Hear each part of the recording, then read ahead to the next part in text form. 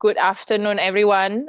Thank you for joining this online daily free lesson. Today we will be talking about planning a safe environment for children. And I'll be sharing with you two sections, which is consists of 30 minutes each section. And I have uploaded few resources. Are you guys able to see my resources on the chat box?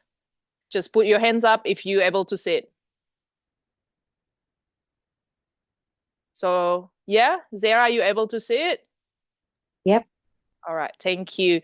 I'll start by so the tips is if you're using your laptop and you need to unmute, you just press the space bar. It will straight away unmute yourself, and then once you let it go, it straight away mute it. Because I know it can be a bit annoying to, unmute yourself through the icon. And I'll start sharing the PowerPoint presentation now.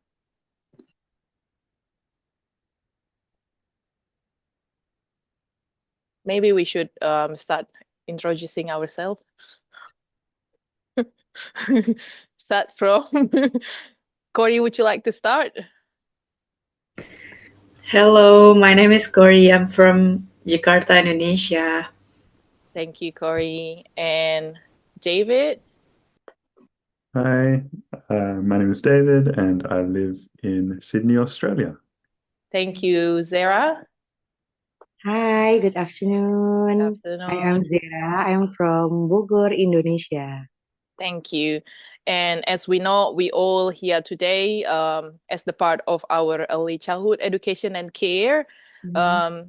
And I have shared with you the Survey Monkey for feedback pre daily free lesson, which can be uploaded and downloaded through the chat box as well. And now we'll start sharing my screen.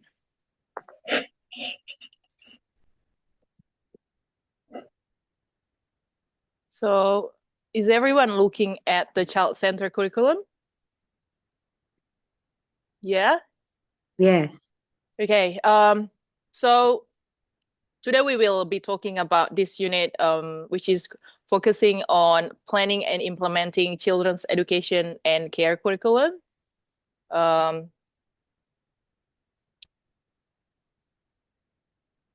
the section one will focusing on child-centered curriculum, and the section two will focusing on children's observation. So what is play? Play support children's sense of belonging and being and becoming. Play support child's physical, intellectual development as it provides children with the opportunity to first practice the physical skills, release energy, develop positive social skills and behavior, learn about themselves and others, build self-esteem, confidence, learn and practice language, develop creativity, imagination, and curiosity, pursue and develop their own interests, express their personality and uniqueness, explore materials, equipment, natural objects, develop problem skills, developing independence and autonomy, develop relationship and concept, and make connection. So all these things happening when children's doing play. And as educator, obviously, this happening in our childcare environment. What is child-centered curriculum? These are a few key sections which is involving in child-centered curriculum. First, it is planned and implemented with a focus on children learning through play. It is based on children's needs, interests, strength, understandings, and capacity, reflects a range and variety of experiences to cater for children's needs, interests, and abilities, takes account of the need for children to pursue their own interests and play experiences, recognize the child's voice, it captures the child's ideas and intention, and recognize their learning strategies or learning goals. It's communicated appropriately to children, families, and educators through written and verbal communication and information. It is sufficiently flexible to permit changes initiated by children and educator working together. reflect the interest and diversity of the children and the expertise of educator. It reflects the connection between children's families, communities, and the importance of relationship and partnership for learning, and values the cultural and social context of children and their families. So it really focusing on children, not just us, but also what can children achieve through the experience that we planning. And again, because it involves around children, it has to connect with their needs, their interests, their strength, their understanding and capacity. And it's not just about one experience. It has to be involving a lot of variety of experiences that us as educator will plan based on this curriculum. Also, it has to recognize child's voice, which is not just about us, but what is actually these children's wanting. Like, you could make a plan and then let's say you have preschooler. So you can actually ask them during the discussion, what you guys want to learn this week. You will be surprised what they can tell you, like, okay, Miss, I want to learn about transportation or like solar system. So really, this is what means about the relationship, about the educator and children's relationship. And also it means, which is here, it mentioned children's families and communities, like, living in Australia, we have indigenous people or Aboriginal that we can always show it with the children through setting up or like having variety of indigenous baby dolls. So it's not just about children educator, but also the community that we live in. Do you guys have any questions so far? If all okay, just can put your thumbs up. Yeah, thank you. These are the self-help question. So if I can get each of you to list any benefit of the play that you have observed, just give me a sentence. Maybe I will say that from what I said before, the benefits of the play, I feel like children are getting more confidence in their social life through play. Is there anyone want to give any opinion? Just one word or one sentence? Maybe Corey? I think through play, children can express their feelings. Yeah, okay, very good, Corey. Thank you. David, would you like to? Yeah, I think well, it depends what sort of play, but like developing their motor skills, if they're, like Yeah, handling yeah, of toys course, and of course. Because through the experiences that we plan, or like, let's say we have, an indoor and outdoor program using their physical play, they can develop their gross motor. Zara, do you want to give any opinion? That's okay. Maybe we go to the next one. So this is some approaches to curriculum planning that are not reflective of a child-centered curriculum. So the egg carton, what is egg carton? This is just kind of like a descriptive word. So what it means is educator just wanting an end product instead of focusing on the process. So all will look the same. Let's say you doing like a craft of making a frame. So at the end product from 20 children, all the same.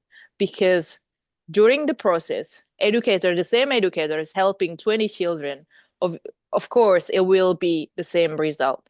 It's not really about what each children can capture their creativity and fill in the blanks. It's so you just do planning based on what you want and children's just follow with it, which is not really what we want as well.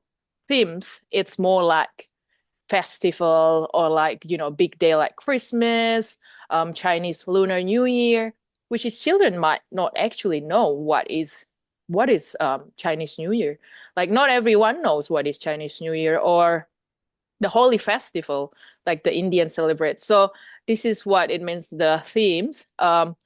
So what we can do, of course, it's good to respect the community around us, but also it is really important to make children understand what is going on around them.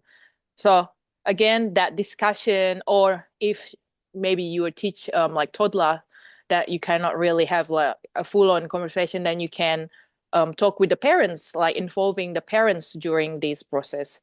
And behavior based. What is behavior based? It's more like probably sometimes educator will skip some experience that is not very, let's say, practicing Caesar, because educator scared to take a risk of somebody get hurt using scissors, then we just skip this activity, which is not right. You still can do it, but of course with supervision. This is what it means by behavior based. It means educator will limit themselves to skip some experience which actually should happen, but because they're scared that it's going to be too risky, they don't do it. Okay, next ones. So this is more just strength-based curriculum, which is what we should do, like through understanding the children, then recording what's happening through the observation. At the end, we can do a follow-up, what's next good for these children. A child-centered approach.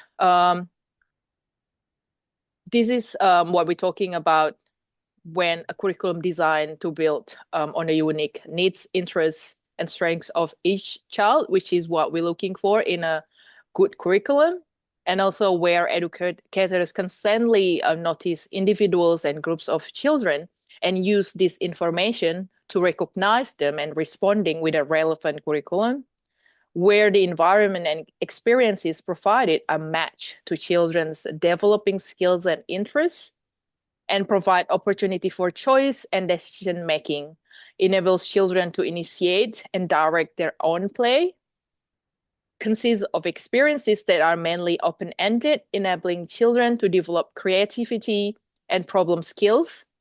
This is where educators structure the environment to encourage positive social interaction amongst adults and children, use many opportunities to develop self-help skills, independence and responsibility, and inclusive and responsive to diversity. So let's say the first one, of course, through observation, we will respond and recognize their unique needs, interests, and strength. And through that observation, we will make the curriculum and planning. Also, of course, we will always be aware what will be relevant to the curriculum when we're planning the experience. It matches the children's skills and interests. So it's not just based on what we want, but it matches what they want. It provides the opportunity for choice and decision making. So like you're thinking, what can children choose or what can children decide? No, they can actually do really well. Even just maybe through colors, what color would they want? What shape would they want? So every single thing, every small things, if we involve them, that is the part of responding and recognizing their children's voice. Enables children to initiate and direct their own play. So we don't always have to interrupt their play. Just provide the space and see what they can do with it. What can they use their creativity with it? Consists of experiences that mainly open-ended. This is what the opposite of the egg carton curriculum, which is focusing on the end product. So, for example, craft, you can just provide different material and see what can children make for it, like boxes of cardboard. Maybe one child can make suddenly a telephone box and the other one makes something else. This is what it means by open-ended. There's never a limitation of their creativity. Educators trying to structure the environment to encourage positive social interaction amongst children and adults. So the environment has to develop and help them to develop their relationship with you as educator and also with their peers. And it will be really good if some of experience that you plan also will help them to do self-help skills. And inclusive and responsive to diversity. This is what I mean with, like teaching them that we all have different color, and there are other people, like there are this culture, there's that culture. So by bringing this to your curriculum and to your experiences, it will be a really like proper curriculum, and to respect the community as well. Do you have any questions so far? No? Yeah. So observing and noticing children. To make a curriculum, of course, we have to go through child observation. And there are three main things that is happening here. First, noticing, like, what is happening? Like this child is playing. What seems important about this? Like, let's say this child is in the sandpit. Okay, it's like, why is this important? So it's not just observing, but it's actually involving like deep listening to their ideas, their intention. What is actually happening here when this child is playing in the sandpit? Recognizing like, what do we understand from what we see? Okay, like maybe let's say Ryuichi building a sandcastle. Oh, he's actually counting in this process, like he's putting the bucket on top. So it's not just, okay, Ryuichi making a sandcastle. It's not really like that. You're trying to capture what's on their mind, and responding. How do we respond? Like, okay, Ryushi's really interested in this sandcastle. What can I make this more interesting? Maybe next time I can planning something using a picture of sandcastle and then doing a counting experience. Like really using that moment to bring your lesson and extend it to next level. Do you have any questions so far? No.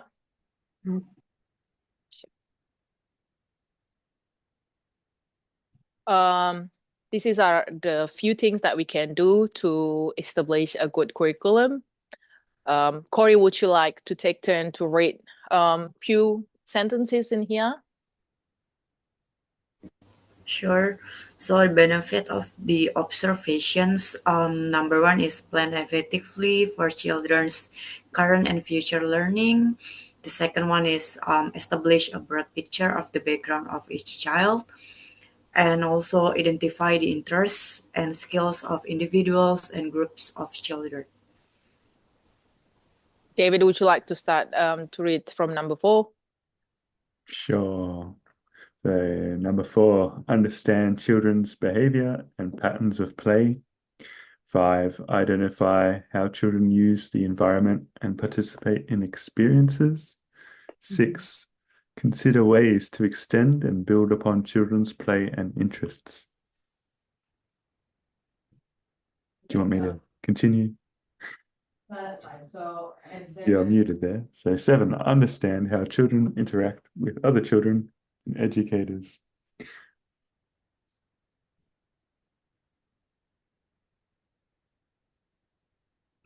And number 8, assess the effectiveness of their planning.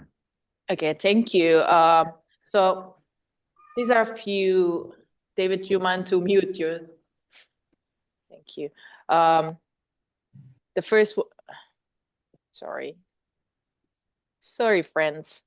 So we're planning effectively for children's current and future learning by making a proper curriculum and a good and effective curriculum, and also establish a broad picture of the background of each child. So if something happening, or we have to make a half yearly report and doing meeting or discussion with the parents, then by using this data, we will be able to tell what is going on in using the background of each child. And identifying their interests and skills, like if you want to create a planning an experience, of course you will have to know what is their interests and skills if you want to properly following the guidelines. Otherwise we will just be one of those curriculum that we don't want to be. And number 4 is understanding children's behavior and patterns of play. Like, for example, why is child A doing this to child B? By observing them, we will understand the pattern of this behavior. And maybe if it's not really good, like if it's negative behavior, then we can prevent this, or we can try to resolve the problem by using this data. Number 5, identify how children use the environment and participate in experiences. So we will see how they use this setup, and we can always evaluate, like they don't have any interest anymore with this kitchen corner role play. Maybe we should change it to something else. Let's say Corey, a child named Corey, she's interested in maybe doing like a firefighter role play. So we can change this. This is not effective anymore. This is not relevant anymore to what their interest is. Number 7, we understand how they interact to each other and to us. And from there, we can move on to how we can do it better, like how to set up a better environment from them, and assess the effectiveness of their planning. So as we know, through all of this, by doing the curriculum, we can see if this is working well or not. And if it's not, then by using the children's observation, then we can evaluate and doing a better curriculum. Is there any questions so far? Thank you. So what do children need from their environment? So I'm just mentioning few setup that happening in childcare. Of course, childcare will normally have the physical indoor or outdoor space, which should providing sense of belonging, where children can feel like, they belong to this space, and emotional security, like they feel secure. They feel safe risk-taking opportunities, like, when they're doing activities that require gross motor skills.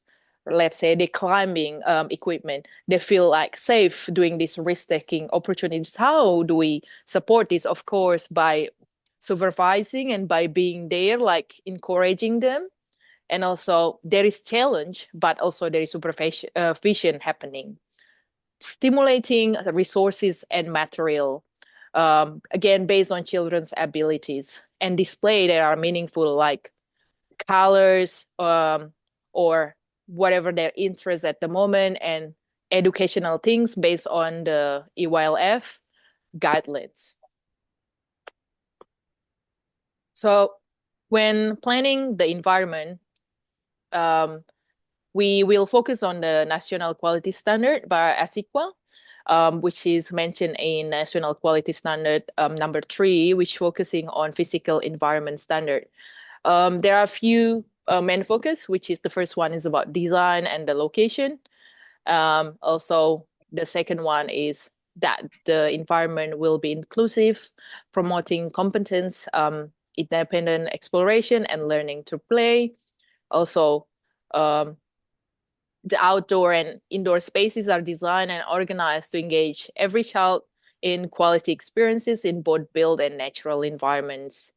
And the last one, the resources, materials, and equipment are sufficient enough in number and organized in a way that ensure appropriate and effective implementation of program and allow for multiple uses. Like this is such as, let's say you're having bikes for the outdoor environment. It cannot be one bike. It has to be few to allow multiple uses for the children. So these are a few theories. Like Lee Vygotsky believed that educators and other children could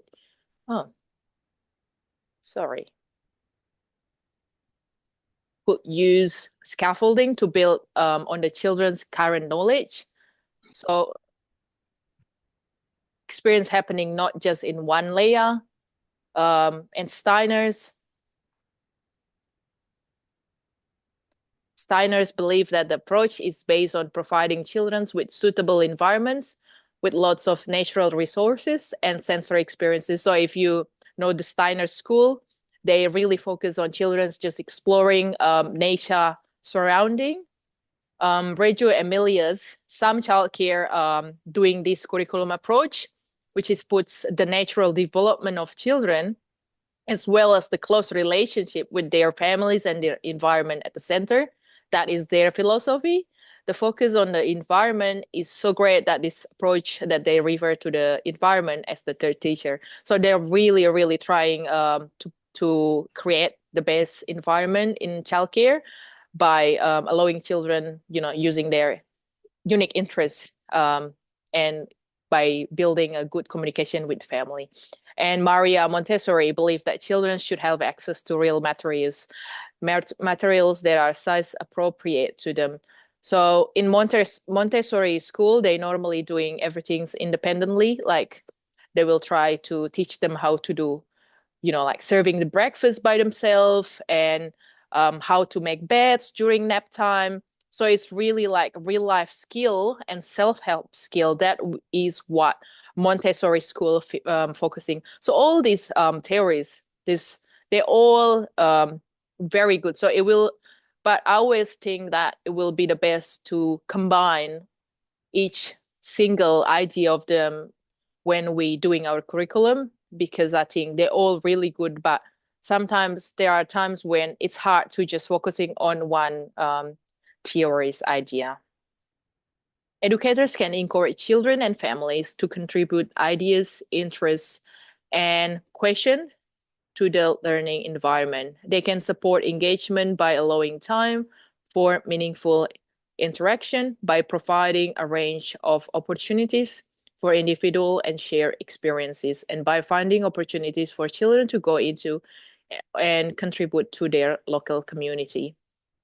So as educator, again, the idea is to connect children, educators, family, and community as we planning our curriculum and doing it as a daily experience to the children in our childcare center. These are some reflective questions for us educators to consider when planning the environment. Like, for example, what are the interests of the children? Does this environment enable children to discover, create, improvise, and imagine?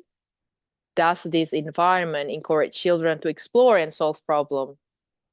What are the children looking each day and at different times of a day? Are children offered opportunities to play by themselves in a small and large group? So this is really important.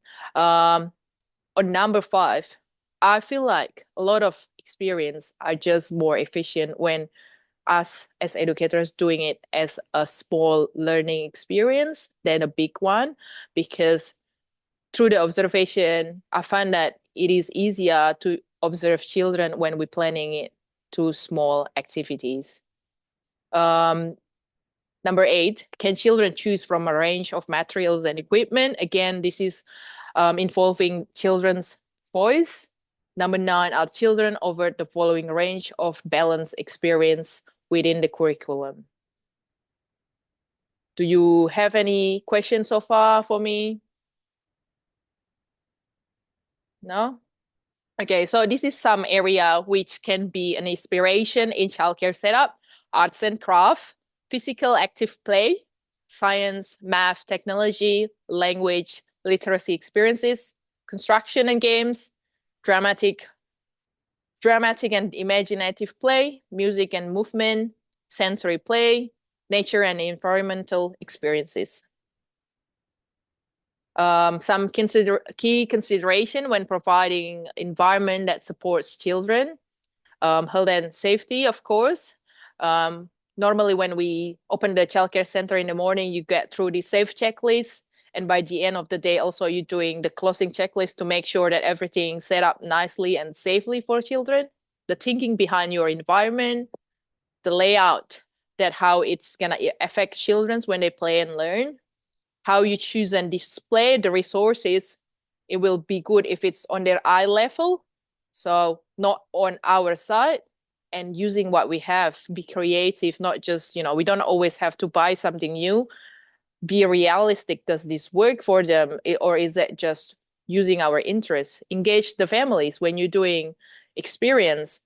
Talk to your families, talk what's their opinion and idea.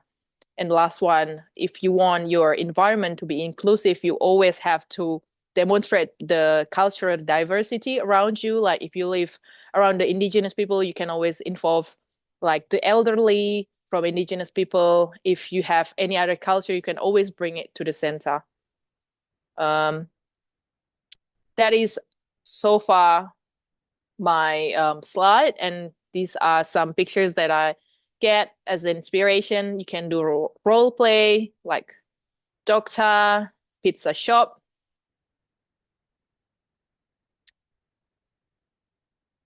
ice cream shop. Can be like construction corner and the nature corner.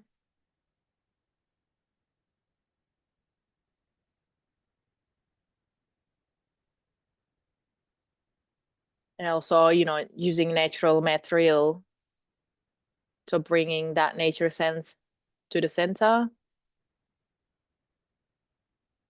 Science and math, outdoor and physical activity.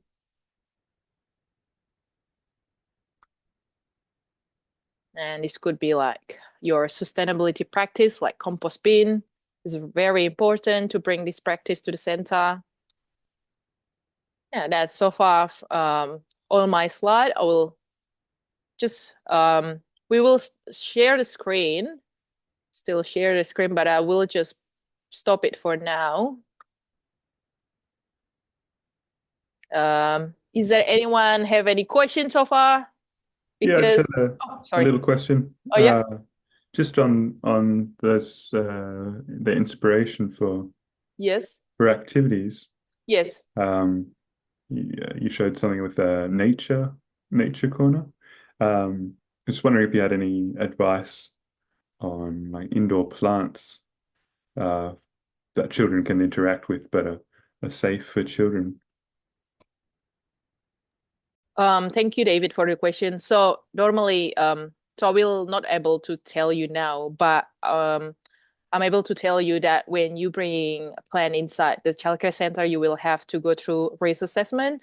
So you will have to do your research and report it to your manager through the risk assessment. And then you'll be sweet to do it. But I really recommend like vine, because it's really beautiful and it's not toxic. The vines, there are plenty of resources that you can find on internet, but again, stick with the risk assessment. Thank you. Great question. Thanks. Is there anyone else want to ask? Me. Oh, sorry. Yes. For I have like questions.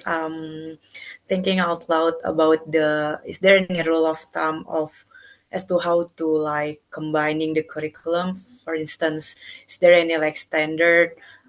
Maybe for instance, 20% is role play, 20% is like indoor, and the rest is like other activities. Yeah, thank you for your question, Corey. There is no rules, but the ideal is if you will touch base on all those aspects. But if, let's say, 50% of your children interested in construction, you can always, because of the limitation of the space that you have, you will be able to skip some, like, let's say, role play. Not all the role play you have to have, but like you can focus on the construction more, but then also you can involve, like, let's say, science and counting and things like that using the construction idea. So you kind of like touching on all the aspect, but focusing on that construction because most of your children interested on construction. And also, again, you can use the NQS. If you open ASIQA website, you can check National Quality Standard number 3, which focusing on the physical environment. And then using that guideline, you can make your environment. But no, there is no like real 20% of how many percent there is no. Thank you. Really good question. Appreciate that. Zara, do you have any question? No? No, Farah. That's all right. Mm. Okay, if everybody okay, we will doing the quiz. So I will share my my desktop and I will share the link on the chat box. So you will be able to click it. Just give me a second. I will get back very quick.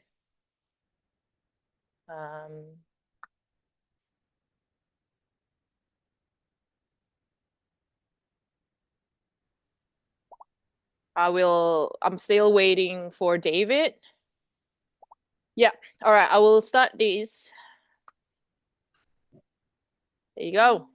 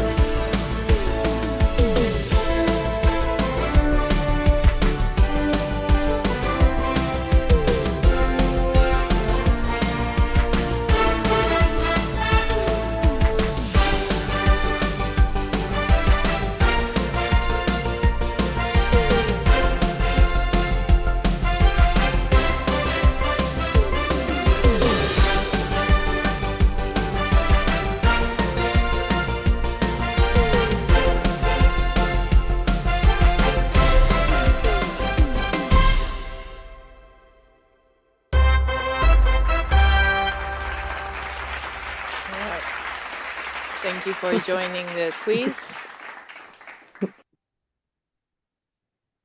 Congratulations, everyone. Unfortunately, I don't have any present for you.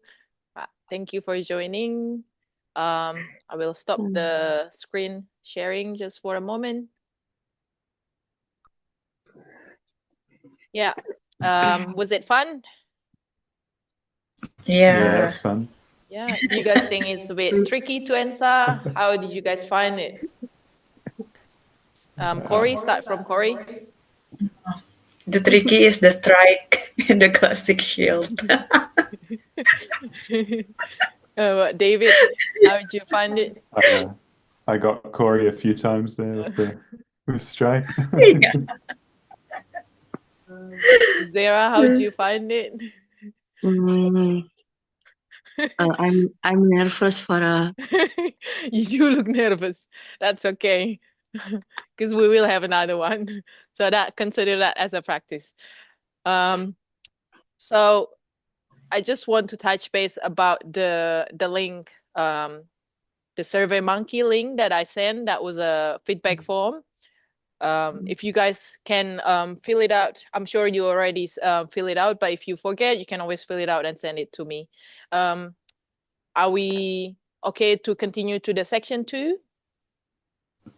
Yeah, sure. Okay. So I will start sharing the next slide.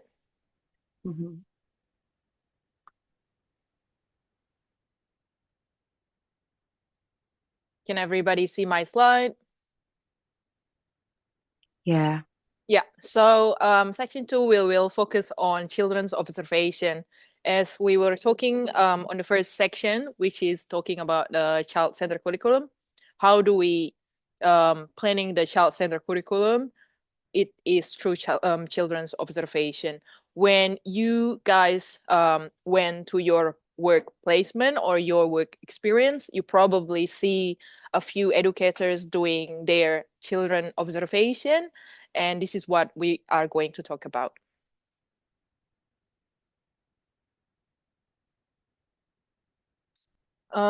What are observation in early childhood education? So observation is a fundamental tool for teaching in early childhood education because it supports awareness of a child's development, skills, interests, strength, and play. Observation in childcare is crucial for both early childhood teachers and educators, parents, and children. As part of an ongoing cycle of assessment and planning, observation can be made for individual children or small groups of children, allowing educators to interpret children's play, behavior, learning styles, and adjust teaching practices when necessary. So you can do individual, but also you can observe few children at the same time, because using the same experience, it's not, of course, it's not will be the same feedback from each children. If which just one. So childcare observation can occur throughout the day in an early childcare setting through daily care routines like meal times, rest time, nappy change, and also as the child plays, interacts with other children, and explore materials and the surrounding environment. Integrating observation into practice can hold many benefits, including observation in childcare involves being attuned to the child through listening, watching as they play, learn, and explore. And during the observation process, teachers and educators will be aware of the actions, expressions, behavior, and gestures of the children. Sometimes observation involves joining in with children's conversation or interaction to form an understanding of how they are developing, interacting with others, and playing. An important consideration for observing children's play is to slow down and bring quietness to the process of observing and listening. Being present with children when observing means that adults are sensitive to not interrupt the child's play process. This means that the meaning and richness of each child's experience can be observed. So, you know how I say that when we observe, we try to noticing the children, but also as educator, we will have to know that, okay, like when children's play happening, we will have to like be sensitive, like, is this the right time for me to interrupt and ask question to this child, like, hey guys, like, what are you doing, like, you making sandcastle or something? But that's not always the case, right? Some children can be like straight away shy and then stop doing it. So you will have to be sensible during this observing process. What can we do as educator? Planning for and designing a responsive child-centered curriculum through the children observation, ensuring that teaching strategies support the child to achieve personal goals. So what you're planning here is not just about you getting through your responsibility as educator, but also make sure that this child is able to achieve their personal goals. Because normally when in the start of the year, each child will have their documents, like what's their skills, what do they need to achieve in a year. These things really important. So you can't just do whatever observation you want to do, but based on that data, like let's say child A is not really good in cognitive skills. So, okay, Corey, you as an educator, you have to plan a few experiences to achieve that goal, involving experiences regarding the cognitive skills. So how do I get to that point to make this happening? So that's why you need this observation to see what's their interests and needs, and then linking it to what's their personal goal.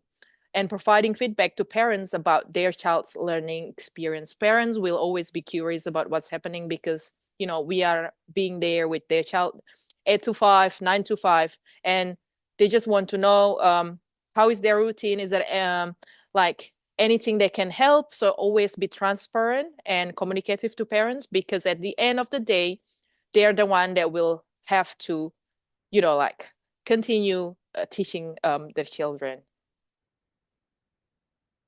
See the next slide. Types of observation in childcare. So these are a few type of observation in childcare. The first one is the anecdotal record.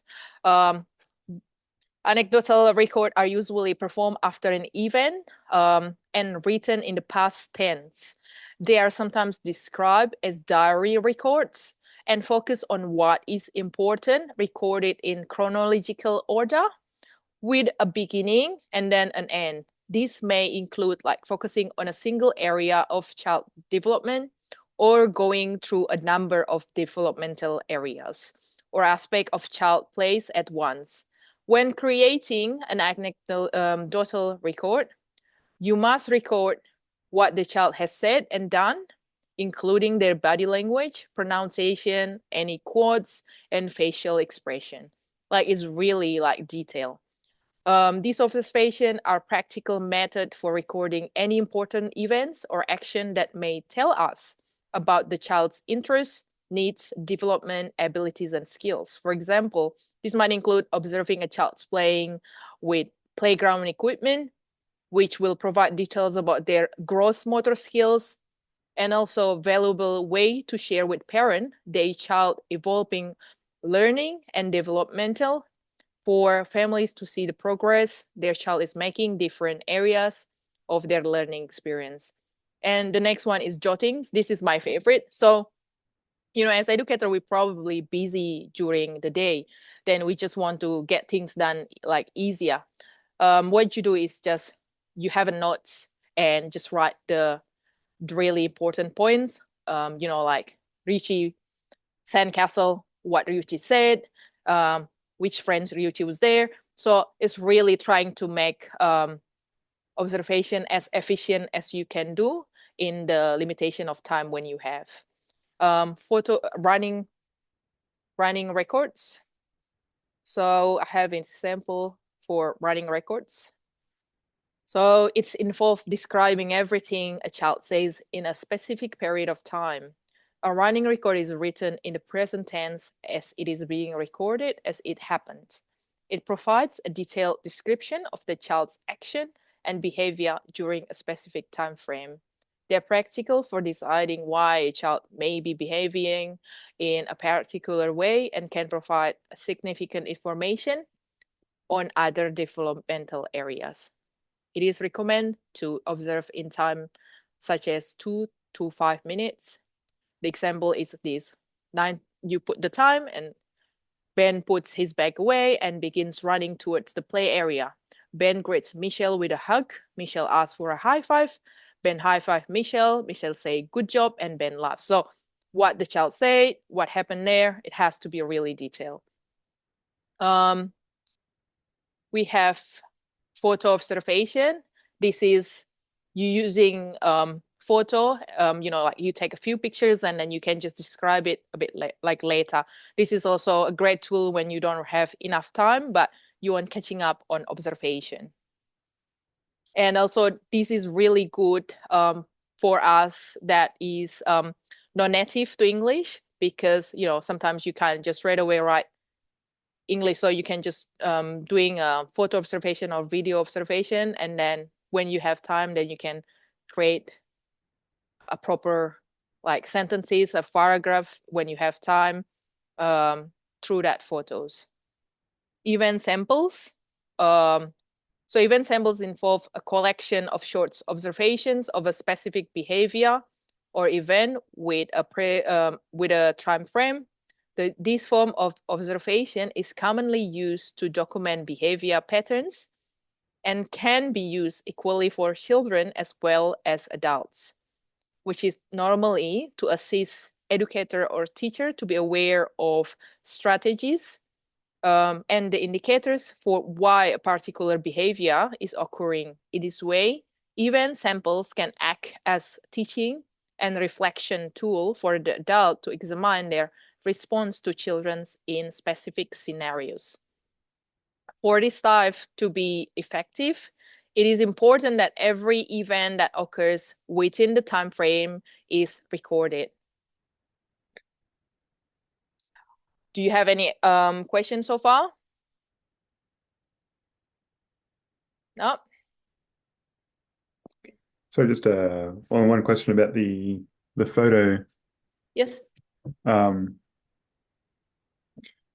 Is there any policy in regards to what device you can use to take photos? It will be the iPad in your center, because we are not allowed to bring our personal phone.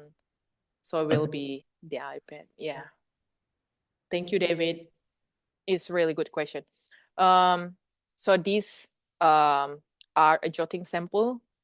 Like It's very fast and simple method. So you write the date. Sally enters the building with her father. She hides behind her father's leg. Elle walks over to her father's and engage in a brief conversation. Elle says it's time to say goodbye to Daddy and welcome Sally with open arms. Sally comes out from behind her father's legs, reaches for Elle, and smiles. Um, Scenarios such as this one can highlight to educators what Sally's experience of transition is like. Through interpretation and analysis, the educators may determine that Sally is experiencing separation anxiety. By the way, L is the educator's name, and explore strategies to support her with this. Through a jotting such as this, educators can see that Sally is forming an awareness of other people and has the ability to distinguish between familiar people and strangers, while also showing strong attachment behavior towards her father and her caregiver. So there are 6 aspects to consider writing a learning story. It takes place over time. It provides a link in the chain of child's learning. It must contain meaningful details of the child's or group play or learning experience. There must be attention on context and background. It will read like a good holistic story rather than just a report. So it's more like, you're doing a narrative and personalize the story. How will the child's voice be acknowledged? So always put child's voice, because that's what parents like. That's what, it sounds more genuine when you put children's voice on that story. Corey, did you have any questions so far? No, I'm good. This is a example for a story for Jolene. Which Corey, would you like to read 2 paragraph or 3 paragraph, and then David, you can Okay, continue. sure. A story for Jolene. Today in our room, I found a quiet space, a place that was filled with creative explorations, old and new. In this place, I noticed you, Jolene, creating a painting of earthy hues, green, brown, orange, yellow, and blue that you painted in stripes of thick, strong, bold color. I think that you like the feeling of reaching up and sweeping with the paintbrush because you repeated this gesture a number of times, and then I heard you say the word pretty painting. When you paused, I thought you had finished, but no. Yeah, David, would you like to continue? Whoops. Sorry. Whoops. Whoopsie. When you paused, I thought you had finished, but no, a new form was emerging. By twirling your brush in a big blob of paint, you created not 1, but 5 blue spots. This technique was a new discovery for you. How fantastic. It was very special to see how you focused so intently on your artwork to explore the connection of the wet paint landing on the paper. I wonder, what will your next creation be? Thank you. So this is what I mean. Like, in this story, you don't feel like you're reading a report. You feel like an educator have a connection with the child, and somebody might just write, "Okay, Jolene was painting. It was this color, and done." But no, like it is from her point of view, from the educator's point of view, and the children's point of view.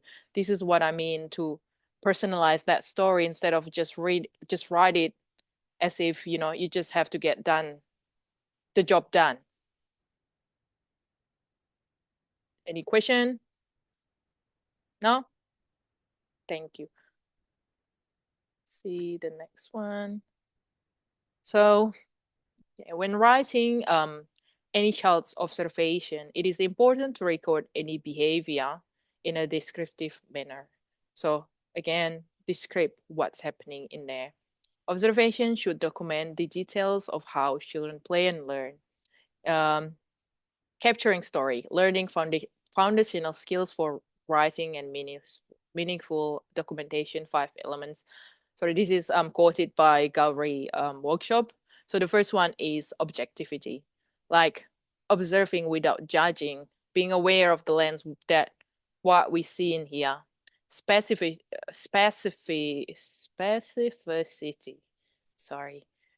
Look for the specific details, like how many children were involved, what materials were used, how long did the play run, whether a child has done something for the first time. Because the reason I write this, because sometimes educators just, like confuse what to write and ended up really like doing like really short writing. But there's actually so much that you can write. Directness, capturing the child's voice through direct quotes by using photographs, or let's say child work, artwork, and videos to support details and add layers to the observation. Mood, the social and emotional details of the play experience, the tone of this child's voice, like what mood when this child was playing this, the gesture. Is there any non-verbal information like how he looks, how she looks, what cue or mood, the atmosphere when I was observing this? So we may notice a child's joy or pride in the experience, like when David was on the climbing equipment. He say like, "Oh, teacher, I did this. Like I'm able to climb." Like there's that joy and pride. It's really something that you can capture. That is a children's voice. Don't forget that. And completeness. The play event has a beginning, middle, and end. So not just like there's a hanging end there. It has to be beginning, middle, and end. Some tips for writing observation. When documenting child's learning, there should be accuracy with as much detail as possible about what you observe. This will allow us accurate and authentic understanding of the child and their experience. Also, can be written down at the time or behavior occurs and throughout the day rather than just in attempt to recollect at the end of working day, which can lead to missing details. When beginning to document observation, the following sections such as background information like child's name, age, date, anything's involved, and behavior during the playtime, which allow us to gather information on the development of the child, social skill, and interest, and also the situation or context, like what is happening as you observe. Learning disposition or domains that the child exploring. Sorry. So remember to keep in mind, prepare. So prepare before observing, like read through previous record or observations to just get inspired, for example. Use positive language. Focus specifically on what the child is doing and use a strength-based approach to the choice of language. Don't be judgy, don't be critical. Be factual and relevant. Only write what is actually occurred. Don't just add up your opinion or what you thinking happening right now, but just what you see, including direct quotes and any other detailed information. Be objective, not subjective, which should be based on true events, not what you personally think. So always avoid personal opinions and judgment when observing.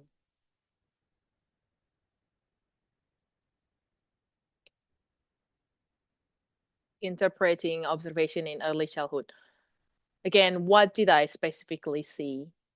What does display mean? What experiences, knowledge, and skills can I see the child exploring or achieving?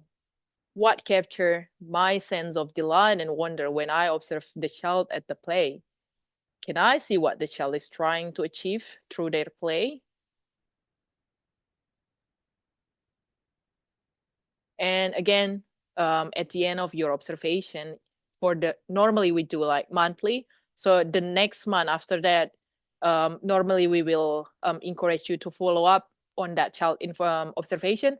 So let's say child A was interested on construction. Is he like still interested on the observation? If yes, then you normally can achieve the personal goals using that idea of his needs or his interests. That is the end of my slide for the section 2. Is there anyone have question? You can raise your hands. You can just type on chat box. Zara, or anyone.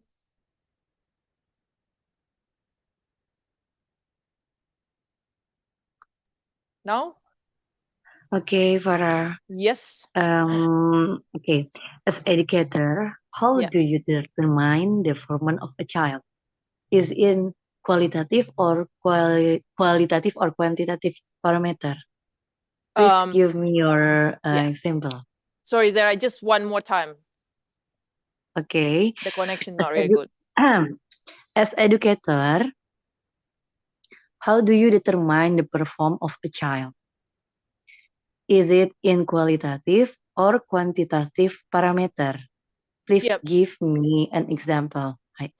Okay, so we normally in childcare we do like half yearly performance, and there will be guidelines of each child that the Department of Education will give to all the childcare in Australia, and using this parameter and guidelines and compare it with your observation, which is normally if a child's coming every at least 3 days a week, then you do one observation per month. But if he comes more than 3 weeks, sorry, more than 3 days a week, then you will do two observation a month.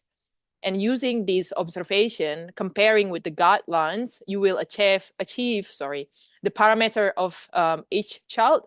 So again, I think it's not just quality, it's not just quantities, all of these aspects together, and then you will be able to see the performance of each child.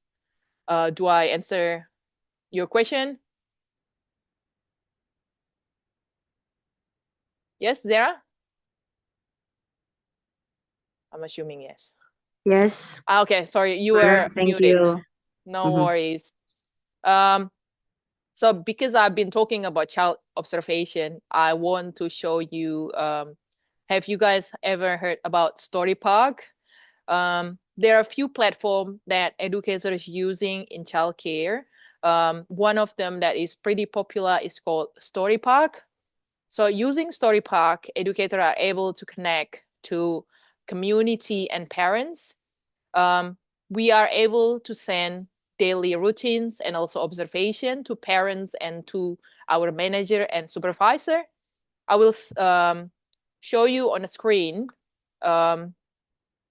So are you able to see my screen now? It says good start green point. Yes. So this is a sample of Story Park in good start. Wait, sorry. Sorry. Did you change? Because you're still showing the PowerPoint. Okay. All right.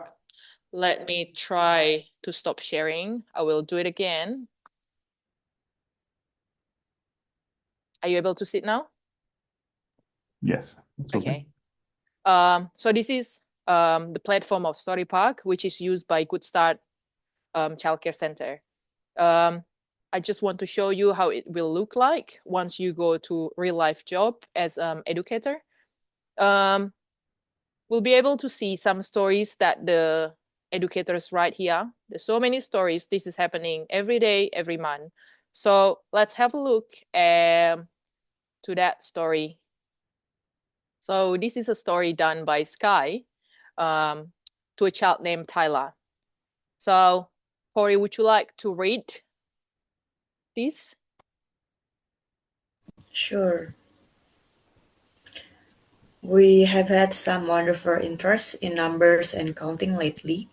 We have set up an interactive addition math area for the children to continue their interests. This morning I sat with Tyler and we started to talk about adding numbers together using the plus sign, extended even further as we discussed grouping. We focus on using the dinosaur to add numbers together. Tyler really enjoyed this math experience. Thank you. And I'll go here.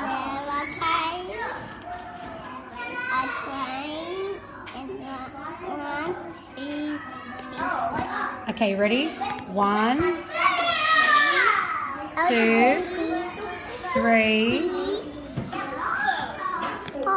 There is 4, isn't there? So that is the sample that Sky did for Tyler observation, because what happening in here is Tyler is interested with dinosaur at the moment. So Sky is using this opportunity to get Tyler to develop his cognitive skills of learning numbers, add numbers. And here you will see learning tags, which is, this is also what happening in Story Park. You can add your learning tags as you write your observation. So it's really practical, and you don't have to remember everything's on your mind. You just have to type the keywords. And then also you can respond to the story, like parents will be able to see, educators will be able to see. I will try to show you, like, so we create story. And here what I mean by learning tags. So once you write the story, you will add the children. So you will be able to choose the children that is you doing the story. And then you can add the text, and then everything will be available in here. So let's say you want to do the outcome. You don't remember, it doesn't come to the top of your mind. You just open it, and then, you know, just do the checklist. Is there any questions so far? No? Okay. Yeah. Right. If may I know what is your favorite observation type? If everyone can tell me, like Sarah from jottings, photos, running records, and the event samples. Is there any of your favorite way of observing children?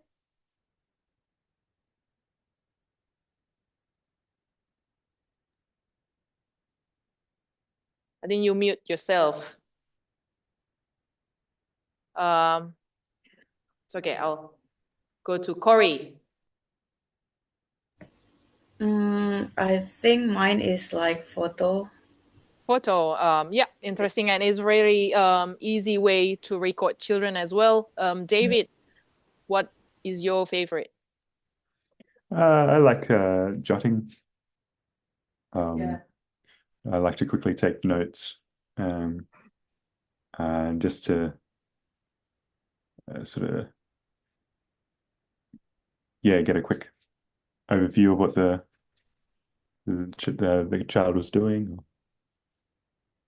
Yeah, jotting is very good way to record. You're muted there. Sorry, Farah. Sorry.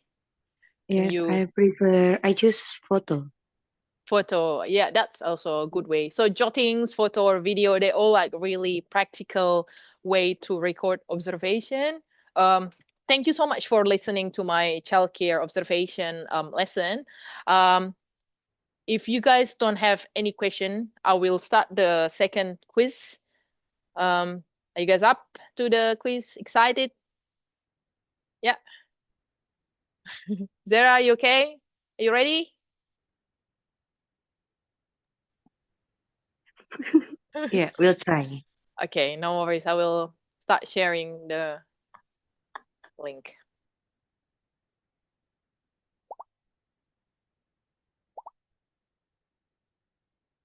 Okay, still waiting for Zara.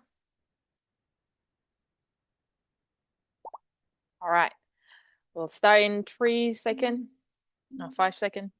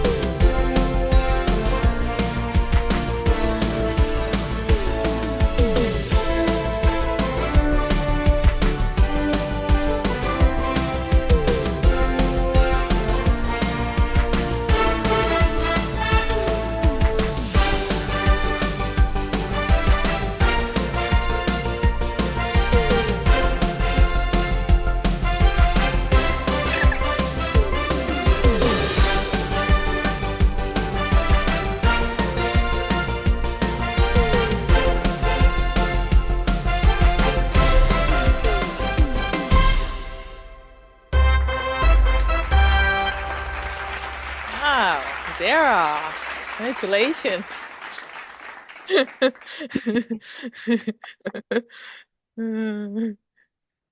That was fun. Okay. Okay, how do you guys feel about this time quiz? Is it harder than first one? Anyone? Yeah, it was